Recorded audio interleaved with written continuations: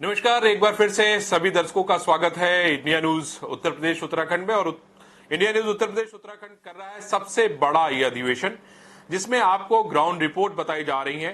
Ground पे अफसर कैसे काम कर रहे हैं, किस तरह की सुविधाएं सरकार की तरफ से उपलब्ध कराई जा रही है, किस तरीके से दवाइयों का, ऑक्सीजन का सिस्टम बनाया गया है जिससे किसी को दिक्कत ना हो। इन सभी मुद्दों पे हम बात करने जा रहे हैं मुरादाबाद के कमिश्नर अंजनेय सिंह से।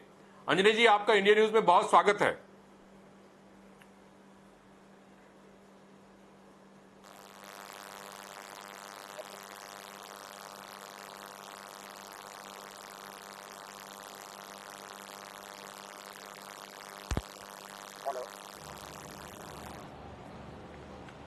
हेलो जी, आपको आवाज आ रही है? हेलो अंजनेय जी, आपको आवाज आ रही है क्या? जी आवाज आ रही है। अंजनेय जी, पहले तो मैं आपको धन्यवाद देता हूं। जी, आपको धन्यवाद देता हूं कि आपने अपना कीमती समय दिया। सर, मैं ये जानना चाहता हूं कि अभी आपके मंडल की क्या स्थिति है? आपके मंडल में जो 5 जिले हैं उनकी क्या स्थिति है? बहुत बड़ी चुनौती इधर आपने देखी है रामपुर से मुरादाबाद आने के बाद एकाएक। जी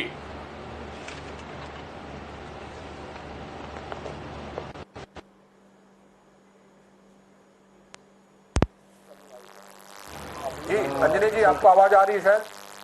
जी हाँ, आपकी आवाज आ रही है। तो अभी इस समय मंडल में स्थिति है कि संक्रमण की दर जी बताएं। तो इसमें अभी इस समय मंडल में स्थिति है कि संक्रमण की दर में काफी गिरावट है। और अगर इसको हम देखें तो कई इंडिकेटर से देख सकते हैं। हमारी जो टेस्टिंग है वो बढ़ी है, और पहले जितना हम टेस्टिंग कर रहे थे उससे लगभग 2 गुना ज़्यादा टेस्टिंग कर रहे हैं, 3 गुना कभी कभी। और हमारी जो माननीय मुख्यमंत्री जी का निर्देश था उसके हिसाब से गांव में हम लोगों ने फोकस किया हुआ है। और अभी का जो डेटा देखें तो जो एक दिन में अकेले मुरादाबाद में एक बार ऐसा हुआ था कि लगभग 1800 लोग संक्रमित पाए गए थे। अगर हम पिछले 72 घंटे का डेटा देखें तो 72 घंटे में 1700 लोग आए हैं, यानी पूरे 3 दिन का डेटा हमारे पास है। तो हमारे जो स्पीड है टेस्टिंग की वो बढ़ने के बावजूद एक तो गिरावट आई है संक्रमण की दर में, और दूसरी चीज़ यह है कि हॉस्पिटलों में जो एक मारामारी थी, हमारे यहाँ आईसीयूज भी खाली पड़े हैं और हमारा जो इंफ्रास्ट्रक्चर है वो और बेहतर तरीके से काम कर रहा है। तो ये अगर इंडिकेटर देखें तो इससे स्पष्ट है कि कोरोना के संक्रमण दर में काफ़ी गिरावट आई है। और हमारी टीमें आज भी गांव से लेकर शहर तक हर एक जगह पे लगी हुई हैं, और लोगों को, हर एक व्यक्ति को जो भी इससे पीड़ित है उसको जितनी जो गवर्नमेंट की गाइडलाइंस है उसके हिसाब से हम उनको उपचार मुहैया करा रहे हैं। अंजनेय जी, ऑक्सीजन को लेके बड़ी लड़ाई सभी ने लड़ी होगी। मैं समझता हूं आपका मंडल भी इससे अछूता नहीं रहा होगा। मैं आपसे ये समझना चाहता हूं कि अभी फिलहाल आपके मंडल में ऑक्सीजन की क्या स्थिति है?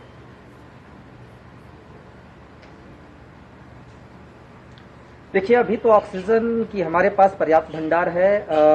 एक चुनौती बड़ी थी ऑक्सीजन की, और एक हफ्ता हमारा जरूर बीता, एक हफ्ता ऐसा जिसमें ऑक्सीजन के लिए हमें थोड़ी दिक्कत हुई। लेकिन हमारे जो उच्चाधिकारी, हमारे माननीय मुख्यमंत्री जी ने खुद ही यहाँ पर फ़ोन किया था और इसके बारे में इसकी समीक्षा की थी, जबकि वो खुद आइसोलेशन में थे। और उनके निर्देश पर निरंतर हमें आपूर्ति मिली। हमारा कभी भी ऐसी सिस्टम नहीं आया कि कहीं पे हमें ऑक्सीजन की कमी का सामना करना पड़ा हो। शॉर्टेज जरूर रही, लेकिन जो कोविड के पेशेंट थे उनके लिए कभी कोई कमी नहीं आई, और हमने कभी कोई कमी होने दी, और नहीं मुरादाबाद से कोई ऐसी चीज़ आपने सुनी होगी। हाँ, ये ज़रूर है कि कुछ चीज़ें हैं कि लगातार यहाँ पे एक सक्रियता बनी रही उस समय। जैसे एक व्यक्ति को अगर कहीं कोई कमी पड़ी या एक व्यक्ति को एक सिलेंडर चाहिए, हमारा सोशल मीडिया उसमें लोग सक्रिय होते थे, तो एक ही व्यक्ति को अगर वो मांग रहे बिना जांच किए तो उसको मिल गई कि नहीं मिल गई। जब उसको एम्पलीफाई किया जाता है तो वो लगता है कि जैसे एक व्यक्ति का बहुत ज़्यादा शॉर्टेज कई सारी जगहों पे दिखता है। अभी हमारे यहाँ ऑक्सीजन हेल्पलाइन सभी जनपदों में चल रही है। वहाँ पे ऑन डिमांड लोगों को होम आइसोलेशन के लिए ऑक्सीजन उपलब्ध है। इस समय हमारे मंडल में लगभग 80 MT के आसपास ऑक्सीजन की उपलब्धता है। एवरीडे हमारे पास पिछले 3 दिन में 50 MT आया, जबकि हमारी हाईएस्ट और जो पीक पे डिमांड थी वो 45 MT की थी। तो निश्चित रूप से जो ऑक्सीजन की आपूर्ति है उसमें काफ़ी बेहतरी हुई है और हमारी जो स्थिति है उस मामले में काफ़ी सुधरी है और हम सबको आसानी से ऑक्सीजन दे पा रहे हैं। कोई भी जनपद ऐसा नहीं है जहाँ पे कोई ये कहे कि किसी भी तरीके की ऑक्सीजन या दवाइयों की उपलब्धता नहीं।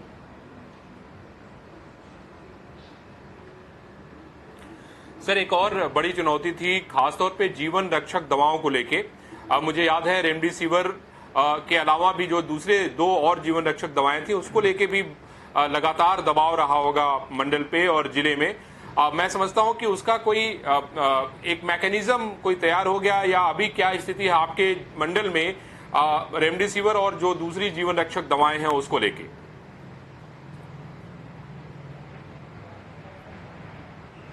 देखिए, एक तो एक चीज को लेके हमारी जो रिजर्वेशन है मैं पूरे इस मामले में लगातार खुद से जुड़ा रहा हूं। मंडलायुक्त के स्तर पर कई सारी चीजों को रखा गया है। जिन दवाओं को जीवन रक्षक दवाएं कह के लगातार हाईलाइट किया गया, एक्चुअल में जीवन रक्षक दवाएं नहीं।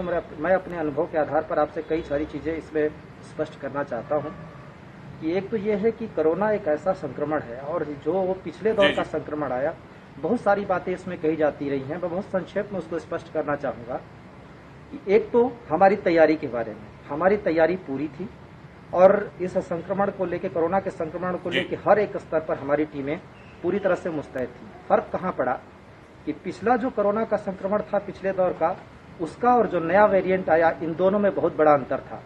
हमारी जो तैयारी थी वो पिछले संक्रमण के अनुभव के आधार पर थी और कोई भी व्यक्ति यही करेगा कि जैसा संक्रमण रहा उसके हिसाब से तैयारी हमने मैनीफोल्ड तैयारी कर रखी थी।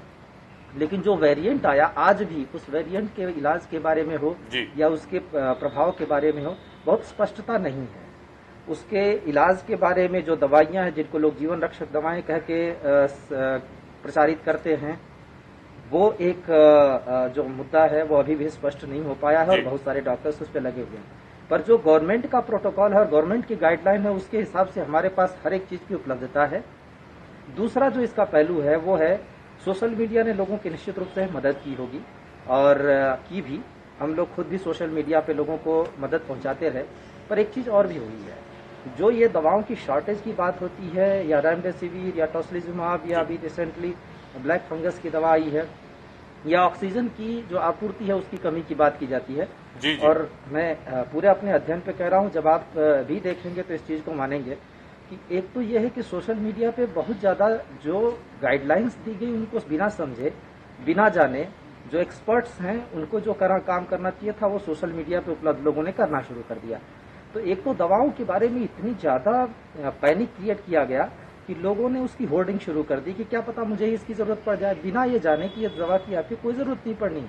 और डॉक्टर किस स्टेज पर देगा, जैसे अब हम स्टेरॉइड को ही ले लें, स्टेरॉइड कब देना है, कैसे देना है, ये एक्सपर्ट का काम है, ये हमारा काम नहीं है। लेकिन ऐसा हुआ कि जब आप सोशल मीडिया का अध्ययन करेंगे पिछले 1.5 महीने के अंदर, तो चाहे ऑक्सीजन हो, चाहे रेमडेसिविर हो, चाहे टोसिलिजुमाब हो, चाहे वो आपका स्टेरॉइड हो, इसके प्रयोग के बारे में, कोरोना के इलाज के बारे में इतनी सारी लोगों ने अपने आप लोगों को सुझाना शुरू किया कि जहां एक दवा का नाम आता है लोगों ने तुरंत होर्डिंग करनी शुरू कर दी। यही काम ऑक्सीजन के बारे में हुई। और मैं अपना अनुभव एक व्यक्ति के नहीं, सैकड़ों लोगों के आधार पर कह रहा हूं, क्योंकि हम लोग जब इस स्थिति में होते हैं तो बहुत सारे लोग हमें मदद के लिए कॉल करते हैं। कई सारे लोगों ने मदद के लिए कॉल की, उनको हमने कहा ठीक है हम आपको ऑक्सीजन प्रोवाइड कराते हैं। पता क्या चला कि उनके ऑक्सीजन ऑलरेडी लगा हुआ है, उनको तो 3-4 सिलेंडर अलग से चाहिए ताकि आगे अगर कभी कमी पड़े तो। कई सारे लोग जिनका ऑक्सीजन का लेवल 98 है, 97 है, वो चाहते हैं कि हमारे पास ऑक्सीजन का सिलेंडर पहले से रखा हो, और इनफैक्ट रखा हुआ भी है, बहुत सारे लोगों के रखा हुआ भी था। ठीक वही बात दवाओं के साथ ही। दवाओं की न कमी पहले रही है न अभी है। दवाएं बशर्ते डॉक्टरों के प्रेस्क्रिप्शन पे देने की बात आवे और हम हर एक स्तर पर दवाएं तुरंत मांग के अनुसार उपलब्ध कराते रहे। अब एक उसमें एक पहलू ये भी है कि हमने डॉक्टरों से बात की तो कई सारे डॉक्टरों पे दबाव डाला गया कि आप यही दवा लिखें, क्योंकि ये इसमें एक नेचुरल सी बात है कि जब किसी का कोई करीबी कहीं पे अगर बीमारी से ग्रसित होता है तो उसे लगता है कि कहीं एक कोई भी दवा एक मिल जाएगी, शायद उसी से बच जाए, एक डेस्परेशन होता है। लेकिन उसी में इन लोगों ने दबाव डाला डॉक्टरों के प्लाज्मा थेरेपी के बारे में। आज भी बहुत सारी अभी चल रही हैं गवर्नमेंट ऑफ इंडिया ने अपनी चीजों में, लेकिन लोगों ने इस पे दबाव बनाए रखा और एक चीज प्रचारित जो की गई सोशल मीडिया में कि कमी है, बहुत ज्यादा कमी है, चाहे ऑक्सीजन हो, चाहे कहीं कहीं पे हमें चुनौती जरूर रही, ये मैं मानूंगा। कहीं कहीं पे थोड़े बहुत स्ट्रगल भी हम करते नजर आए, मांग के हिसाब से आपूर्ति कर रहे हैं, लेकिन ये मैं स्पष्ट कर देना चाहता हूं कि जैसी कमी दिखाई गई है वैसी कमी न कभी रही है न आज है।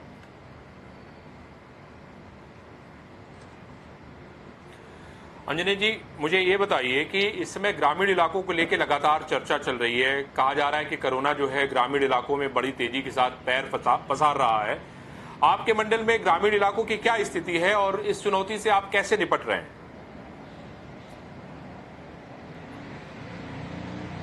देखिए, इसमें कोई दो राय नहीं है कि कोरोना हर एक जगह पर संक्रमण है। जब इस संक्रमण की जो स्पीड है वो बहुत तेज है पहले से, तो निश्चित रूप से ग्रामीण क्षेत्र में भी है, शहरी क्षेत्र में भी है।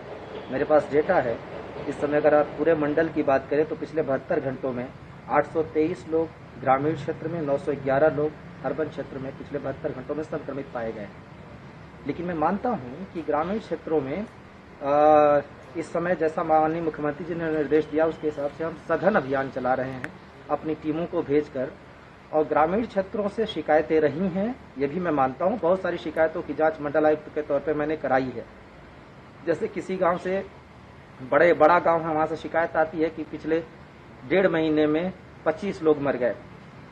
हम उसकी जांच कराते हैं, और ये कहा जाता है कि यहाँ पे कोई पूछने वाला नहीं आया, कोई जांच करने वाला नहीं आया। मैं इस बात को बहुत स्पष्ट करना चाह रहा हूँ, क्योंकि बहुत सारे लोग बहुत सारे तरीके की बात कर रहे हैं, और मैं ये प्रामाणिक तौर पर जो मैंने लगातार करवाया है और देखा है उसके आधार पर मैं कह रहा हूँ।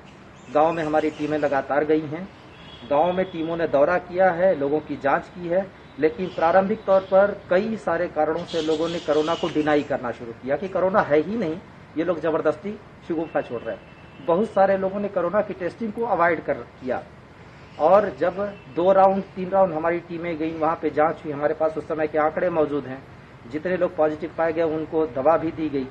बाद में जब एक पीक पकड़ा और एक ऐसा समय आया जब कोरोना की जो केसेस थे उनकी बहुत हाई छूने लगा, हॉस्पिटल्स में थोड़ा दबाव बढ़ा था और हॉस्पिटल्स में एकाएक मरीजों की संख्या बहुत ज्यादा आ गई। उस दौर में ये हो सकता है कि ग्रामीण क्षेत्रों में लोगों ने कहा कि नहीं, डेथ हुई। जब उन डेथ की हम ऑडिट करने चले तो हमें यह पता चला कि उसमें बहुत सारे कारणों से मरने वाले लोग रहे हैं, और सबको कोरोना के हिसाब से बता दिया जाता है। और मैं इस बारे में पूरी तरह से पूरे विश्वास के साथ, और कोई भी अगर इसको कहता है तो पूरे उसके एविडेंस के साथ कह रहा हूँ, ग्रामीण क्षेत्रों में जो बात की जा रही है कि कोरोना की वजह से बहुत सारी दिक्कतें आई हैं, हमने अपने सारे जगहों पे चेक कराया है।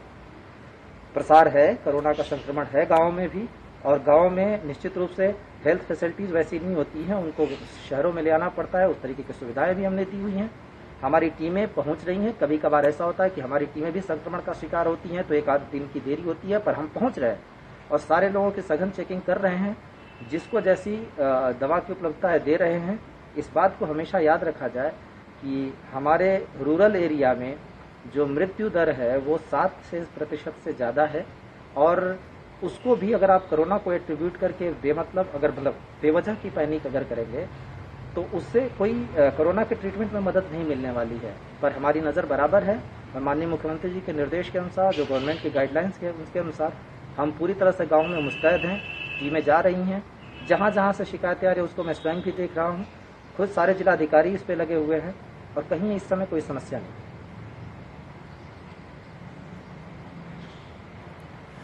अंजनी जी, वैक्सीनेशन को लेकर भी बड़ी चुनौती है। मैं आपसे ये समझना चाहता हूं कि जो भारत सरकार की जो गाइडलाइन है या जो नियम है उसके तहत आपके मंडल में फिलहाल वैक्सीनेशन की क्या स्थिति है? क्या वैक्सीन उपलब्ध है?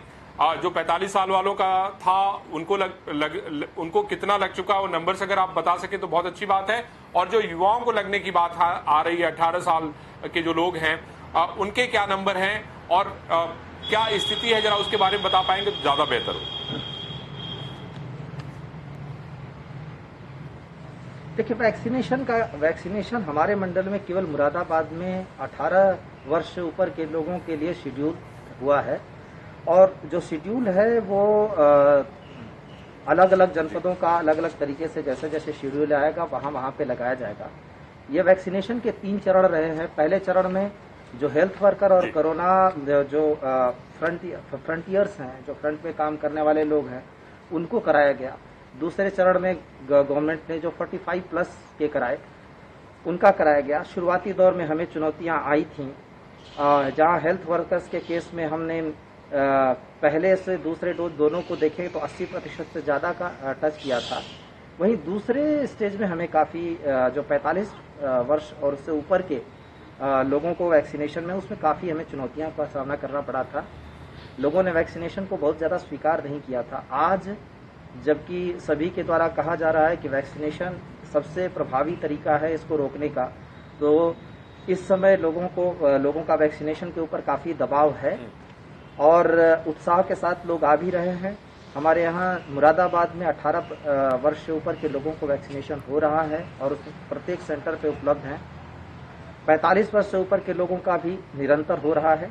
हमारी कोशिश ये है कि, और जैसा कि निर्देश भी है, कि जो वैक्सीन है, एक वैक्सीन जब आती है उसमें कम से कम 10 लोगों को वैक्सीन लगाया जा सकता है, तो हम उसके डोज का ज़्यादा से ज़्यादा इस्तेमाल कर सके, कहीं वेस्टेज न जाए, इसके हिसाब से हम बैचेज बना के लोगों को लगा रहे हैं। इसमें भी कई बार शिकायतें आती हैं। लोग कहते हैं कि हम वैक्सीन सेंटर पे पहुंचे और हमें कह दिया गया कि कल आओ। एक आध जगह जांचें जब की गई तो ऐसा हुआ कि खाली इसलिए कि 10 का डोज है और 2 व्यक्ति पहुंचे, तो उनसे सिर्फ इसलिए आग्रह किया गया कि अगर आप कल आ जाएंगे तो इसमें वेस्टेज नहीं हो पाएगा। उसको गलत, मतलब अलग तरीके से लोगों ने प्रस्तुत किया। सारे लोगों की काउंसलिंग भी कर रहे हैं, उनसे बात भी कर रहे हैं। पर वैक्सीन का कार्यक्रम निरंतर चल रहा है और वैक्सीन का जो बैच फिक्स किया रहता है कि एक दिन में कितने लोगों को वैक्सीन लगेंगे, उतने सारे लोगों को रेगुलर हम वैक्सीन लगवा रहे हैं। बस इतना ही लोगों से इसके मामले में अगर कहूँगा उत्साह है। ठीक है, हम जो जिन जगहों पर वैक्सीन लगाया जाता है उसके बारे में पहले से बता चुके। और एक चीज़ मैं यहाँ और भी स्पष्ट करना चाहूँगा कि कई बार लोगों की शिकायतें हमारे यहाँ, जिसकी मैंने खुद देखी है, और ये मैं आपको जानबूझ के स्पष्ट इसलिए करना चाहता हूँ कि हमारे पास बहुत सारे सवाल लगातार आते रहते हैं कि आप टेस्टिंग कहाँ करा रहे हैं, आप वैक्सीनेशन कहाँ करा रहे हैं, इसके बारे में स्पष्टता नहीं है। पिछले 1 वर्ष से जहाँ पे भी हम टेस्टिंग करा रहे हैं उन जगहों के बारे में वो स्थान फिक्स है और वहीं पे टेस्टिंग की जा रही है कोरोना की। जिन जगहों पर जो कोरोना वैक्सीन लगाने के बैचेज बनाए गए वहीं पे लग रहे हैं। लेकिन जिस समय हम इन सब चीज़ों को लगातार प्रचारित करते रहे और आज तक हम लोगों को बताते रहे हैं, उस समय लोगों ने ध्यान इसलिए नहीं दिया क्योंकि लोग इसको नहीं जानना चाहते थे, नहीं सुनना चाहते थे। आज जबकि हाइप हो गया है इसका, तो बहुत सारे लोग इसके बारे में अचानक से पैनिक होकर पूछते कि आपने तो कभी बताया ही नहीं। हमने लगातार बताया है, बता रहे हैं, लोगों को अवेयर भी करा रहे हैं टेस्टिंग के बारे में, वैक्सीनेशन के बारे में, और निरंतर जो सहूलियतें जिन जगहों पर फिक्स जगहों पर दी जाती रही हों वहीं पर दे रहे हैं।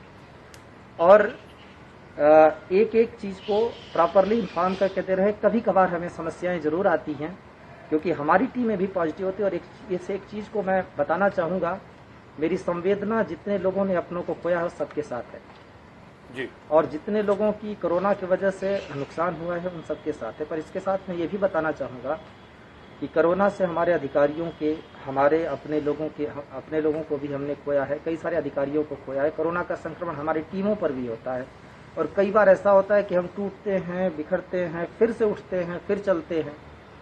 अगर हमारी 500 का अगर एक बैच है जो इस पे लगा हुआ है, कभी कभार वो 250 का हो जाता है, कभी 200 का हो जाता है, हमारी टीम फिर भी लगी रहती है। हम फिर से जो लोग स्वस्थ होकर आते हैं उनके साथ काम करते हैं, इसी में लगातार लगे हुए हैं। अगर बाकी सब ने खोया है, हमने भी खोया है और सबके दर्द को भी हम लोग समझते हैं। और एक एक अगर इससे नुकसान जो हो रहा है कोरोना के संक्रमण से, हमारे लिए बहुत बड़ा बोझ है कि हम उनको सारी चीज़ें उपलब्ध करा के भी अगर हम उनको बचा पाए। और एक बात ये भी कहूँगा कि हर एक जो कोरोना से नुकसान हो रहा है, किसी की मृत्यु हो रही है, उसको एक ही नज़रिए से देखा जाना कि केवल किसी कमी से हो रही है। जिन लोगों को मैं एक पूरे आंकड़े दे सकता हूँ, तथ्य दे सकता हूँ कि जिन लोगों की शुरुआत से ही हमने इलाज किया, उनमें से बहुतों की भी मृत्यु हुई है। एक ये बहुत बड़ी आपदा है और इस आपदा में चाहे वो टेस्टिंग हो, चाहे वैक्सीनेशन हो, इन सबको लेकर एक बड़ी चुनौती हमारे सामने है। हमारा पूरा प्रयास है कि सभी लोगों को हम बहुत बेहतर चीज़ें बेहतर सर्विसेज दे पाएँ। और हमारा पूरा प्रयास है कि कहीं से किसी का भी नुकसान न हो। इसके लिए दिन रात हमारी टीमें लगी हुई हैं, लेकिन आपदा में लोगों का भी सहयोग हमें चाहिए और हम निरंतर लोगों से इस बात की अपील करते रहे हैं कि वैक्सीन का मामला जहां तक है, वैक्सीन में जब आपको जैसी सूचना दी जाए और सबके फ़ोन पे सूचना आ रही है तभी वो वहां पहुंचे। दूसरी बात यह है कि सारे लोग इस चीज़ को हमेशा याद रखें कि प्रिवेंशन शुरू से गवर्नमेंट की गाइडलाइंस में हमारे द्वारा सभी के द्वारा ये बताया जा रहा था कि प्रिवेंशन ही सबसे बड़ा कोरोना को रोकने में सबसे बड़ा उपाय है। और ज़्यादातर लोगों ने इसको फ्लाउट किया, ज़्यादातर लोगों ने इसको बहुत हल्के में लिया, मास्किंग को, क्राउडिंग को, चाहे जिस भी वजह से वो नहीं कर पाए। और उसकी वजह से एक जो दबाव पड़ा हमारे पे, चुनौती पड़ी, उसको हमने सामना किया। थोड़ा सहयोग लोगों का अगर रहेगा कि लोग गाइडलाइंस को फॉलो करेंगे, वैक्सीनेशन के मामले में उतावलापन दिखाए बिना उनके फ़ोन पे जो हमारी तरफ से मैसेजेस जा रहे हैं उसके शेड्यूल के हिसाब से अगर आएंगे तो हमें भी बहुत सारी सहूलियत है। अभी कर रहे हैं। अंजनी जी, मैं समझता हूं कि आप लोगों ने जो मेहनत की है वो वाकई काबिले तारीफ है और मैं समझता हूं कोरोना हारेगा और इंडिया जीतेगा।